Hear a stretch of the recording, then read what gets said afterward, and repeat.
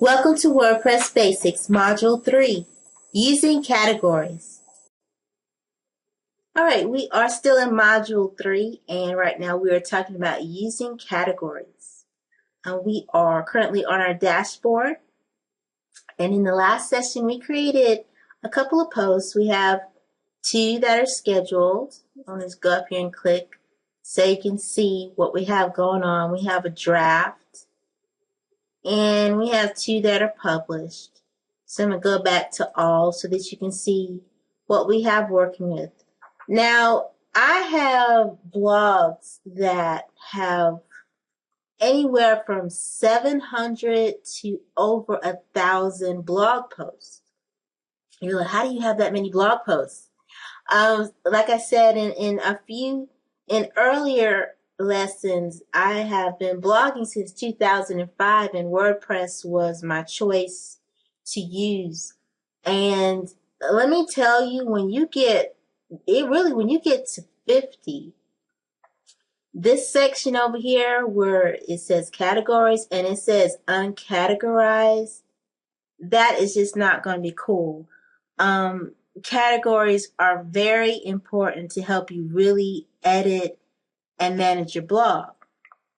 Also, if you remember in the last lesson, I showed you one of my blogs and how I used it like a magazine. And so I'm going to show you another one of my blogs. You're going to be like, you are just a blogging girl. But I actually started Christian Bookworm Reviews in 1990, not 19, I'm going way back, 2004. Maybe somewhere in 2003, 2004, and I was collecting book reviews myself. I would review books, and then I have several book reviewers over the years, and I would take their reviews and post them in the HTML style. I think I had Dreamweaver back then, and it was pretty tedious to create a page for every one of those book reviews. So when I came across WordPress, this actually was the first website that I decided to convert over because, one, it allowed me to add the book reviews into basically the behind the scenes of WordPress is a database. If you know anything about Access, it's not an Access database, but if you know anything about that, Microsoft Access, you know how easy it is to keep up with a lot of information for a database. And this may be more information than you want, but for the WordPress, they use SQL databases, MySQL databases. And that's what's on the back end of your web host. But not to get too far and too technical or geeky on you, it's because of that database that I can really run this website. And I have definitely, I think the last time I checked, it's probably around 1,000, almost 1,100 blog posts, because I've been, posting book reviews in here. Golly, it's probably about 9, going into 10 years now for this particular website. And I also post interviews. So it's a combination of book reviews and interviews. And I wanted to show you this top section because when you look at it, you might think, oh, these are pages. You remember, I'm going to jump back over to our demo. And we created these pages as our navigation. But depending on the theme that you choose is another theme. And you remember in the last lesson I showed you my Written Voices blog that had a totally different theme. But in this particular blog, I have fiction reviews, nonfiction, the author interviews. I have teen book reviews, and then children's book reviews.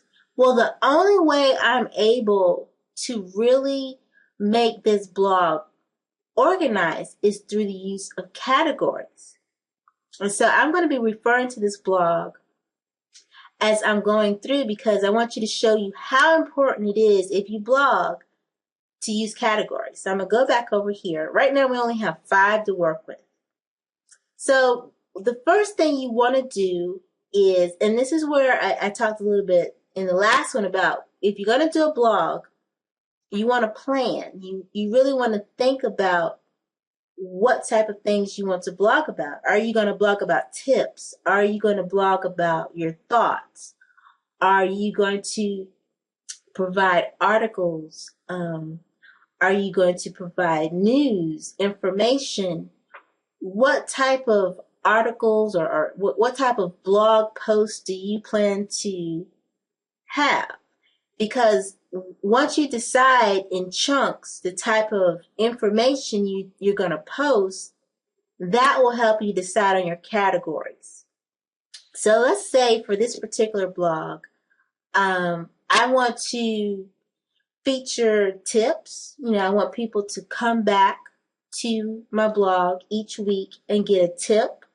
This tip can be related to, whatever business I'm in order for the clients to, really see me as a credible source or an expert. When I post these tips, they'll get used to coming to my website where my blog is. Let's go back over here. Remember this particular theme, the blog is kind of the home page. So when you post something new, a new tip for the week, people will come back to your homepage and they'll see that tip here. And it'll be something they'll be expecting, and that draws traffic to your website. So that's some of the things you have to really think about. When people blog, they just kind of jump into it. But you do need to take some thought to it. It's like your marketing plan. And if you're in business, if you're selling a book, if you're a speaker, all of it has to be marketed in some sort of way so people know what's going on, what you're trying to do, and what you want to express to them as far as information, and what you would like to sell to them as far as products. So I just want to point that out to you. Now, so we're going to go over here, and I hope you can see. I noticed in some of my lessons you don't always see. I have this wide monitor, but under post there is what you call categories. So I'm going to click on that, and you'll see the screen change. And right now you see that there is only one category, and I really don't like that uncategorized. We're going to change that in a bit. And I would, definitely recommend that you try to just get rid of that.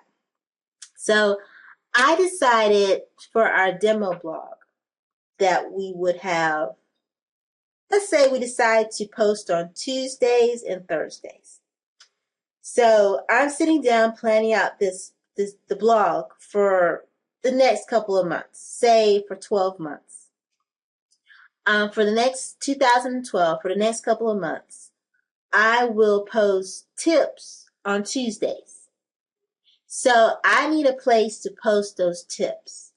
So since we already have a category here, I'm going to go ahead and I'm going to do a quick edit. You don't have to edit this, but I'll show you that in a minute. But for these purposes, I'm just going to do a quick edit. And I'm going to rename this tips. And categories are pretty broad. They're not going to be too specific. And I will talk about this in a minute or in a few minutes. But a lot of times I notice people will confuse categories and tags. So we'll talk about what the difference of those are, or the difference between those two items are. Categories, just remember, they're pretty broad. Okay? Let's see. So we're talking about our blog for our demo site. We have decided for the next 12 months, we're going to blog on Tuesdays and Thursdays. We're going to do tips on Tuesdays. So anytime I put a blog post that's a tip, I'm going to want to put that under tips so I can easily go back and filter through my list to find all the tips that I've posted, for like 3 to 4 or 6 months. I want to add another category. I think what I want to do on Thursdays are interviews. I want to interview experts in my field, and I want their opinions so that, I'm not the only one posting to this blog. A nice thing about a blog is you can have people guest blog. You can interview other people for their information. It doesn't always have to be about you, and that's good for blogs. It's not really always about you, because people really like free information, and they like information that is helpful to them. And sometimes, you run out of ideas, and it's helpful to ask other people to come in and help you fill in the content for your blog.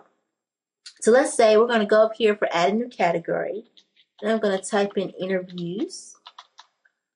And you don't really have to type it in down here unless you don't want it to say interviews. But once you hit here, add new category, it'll automatically create that slug. And so now we have 2 categories, tips and interviews. Okay. Let's see. I'm going to put a couple of more categories just to kind of fill it out. Let's say if I do want guest bloggers, I'm going to add that. On Thursdays, like if I don't have an interview, I'll post guest bloggers. So now we're up to 3. Let's see. Maybe on some Tuesdays, I will have some items that are really long, that are, one thing about blogs is you don't want long passages. So at the most, maybe 400 to 500 words is really all you need to keep a person's attention. So say I have tips that are more like articles, and I want to post those articles over a series of Tuesdays. So let's see, I'll just call this series, a tip series or something like that. And then I will add that. Okay? So I have about 4 categories I'm working with here. And one of the first things you want to do really before you start blogging, and I kind of did it backwards. I'm going to go over to post. Like for our purposes, I already created these blog posts before I did categories. Oh, and if you notice, remember before all of these said uncategorized, and I just changed this to tips. So now they're all saying tips, but these all are not really going to be tips. There's 2 ways you can change a category or add a category. The quickest way is just to do it here on this screen. For example, if you remember, I'm going to go to blog series day 1. I'm going to do a quick edit. And your categories are all listed right here. This is actually one of those series where I will probably post this every Tuesday, say for a month. So I don't really want this to just be under tips, but I want it to be a tip series. So I'm going to check off tips and check tip series, and then click update. Notice the category changes. I'm going to do the same thing for this one because it's more in the tip. It's part of a series. And for my purposes, it'll help to go back to find that later. So we're going to call that.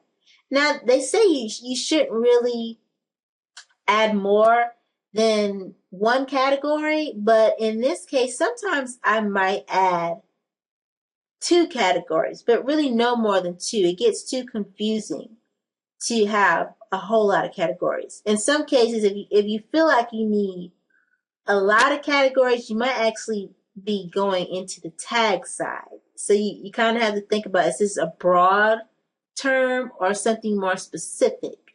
And we'll talk about that later. But for now, we'll keep these as they are. Let's see. I think I'm going to change two of these down here. Let's change Hello World. Say that would be a guest blogger. So I'm going to take off tips and make that a guest blogger. Okay? So right now we have a couple of categories going. And let's see, let's do one more. Let's do the one that we currently have is draft. Actually, I'm going to cancel that. Let me do something else. I want to show you the other place where you can change categories. So I'm going to change up, and let's just click on my trip. And I actually want to open that post and take a look at it. The other area that you can change categories would be on the right side of your post. And if you notice, it's showing the 4 categories. Once you have, well over 20, 50, 100 blog posts, at some point you're going to have more used than others. So if you click on most used, we're not going to have too many, but so far I've used tips and guest bloggers mostly. So if you have a lot of categories where the list is going way down here, then you might want to click on those that are most used. It'll also let you choose where you can add a new category right here. So I'm going to try that. And click to add new category. And notice here it has a parent category, and then you see your other categories. Another cool thing about categories is you can do subcategories. And sometimes it'll help for you to have maybe 5 to 6 main categories or parent categories. And then underneath those categories have subcategories. Let me show you an example. I'm going to click off of this for just a second and go back to my Christian Bookworm Review site. Fiction, nonfiction, all of these are all parent categories. And underneath the fiction, I have subcategories. I have contemporary fiction, historical fiction, mystery and suspense, and women's fiction. And then the same thing under nonfiction. Fiction and nonfiction are kind of the broad categories that I want people to see. And then if they want more, they can go underneath, say, nonfiction, and get information about devotions. I'm just going to kind of click so you kind of see the look and feel of this website. So you go under this category, and you get devotion, and gift books. Same thing under fiction. Say you're a person interested in historical fiction. When you click on fiction, historical fiction, you'll see underneath books that are the latest reviews for historical fiction. So you can see it's very helpful to have subcategories. So I'm going to go back over to where we were. And I think I'm going to create a subcategory. Let's say we are having, trying to think off the top of my head here. Let's say we're going to put this under interviews. So we'll have a certain type of interviews. Say authors. We want anyone who's an author, a person who has a book, we want to pull that out as a subcategory under the parent category interview. So I'm going to hit add new category. And notice it goes here. I'm going to take off of tips. And right now, so we have authors checked off, and I'm going to click update just to get all that saved and in place. Okay. So we have created, hopefully if everything went well, and I'm going to go back to, just to see if this all stacks up right, I'm going to go back over to categories. And notice we now have 5 categories, but authors has this little M dash and it's underneath interviews. Okay? So authors is a subcategory under interviews. So that's really the power of WordPress, especially in the post section. Like I said, if you're building a magazine site or you're planning to do a really large blog, this section of categories right here is really going to be helpful to managing your blog. Okay, so let's go back to all posts. And we see that everything is categorized in the proper place. And I want to take a look at that one, do a quick edit under my trip. And as you can see, it's showing the parent categories, and then the subcategory under interviews. So this is really just, I can't express one of those things you really want to take the time to think about if you're going to plan to do a blog, because as your blog posts grow, it gets really essential if you want to go back to find a post. A lot of times blog posts become popular, and as you add and stack on more posts, they get hidden, they get farther away, and people, unless they visit your blog often, they don't really know about your content the way you do. So it's going to be up to you to make them aware of it, and to be able to go back and say, go under view categories. Like earlier when I did this, we just had uncategorized. Well, now you can see, if you just want to go and see all the interviews for authors, you just kind of hit authors and filter. Of course, right now we only have one, but say you had 50 author interviews out of about 500 posts. You see how easy that is? Because sometimes you can try to do it by dates, but you're not going to always remember, oh yeah, I posted that in February of 2012. You won't remember that. But you know that it was an interview with an author. And so this kind of helps you really, for your purposes too, also to find that information.